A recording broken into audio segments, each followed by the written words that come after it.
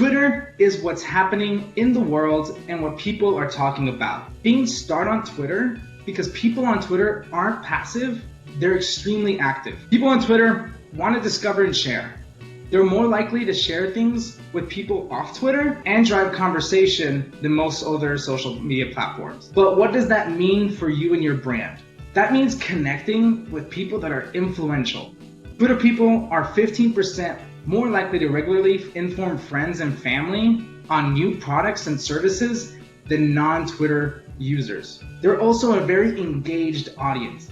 So people on Twitter spend 26% more time viewing ads on Twitter compared to ads on other leading social media platforms. Twitter connects you with the most valuable audience and they're most receptive. So it doesn't mean just valuable audience, it means that they're more inspired to engage and share with others and your brand's messages.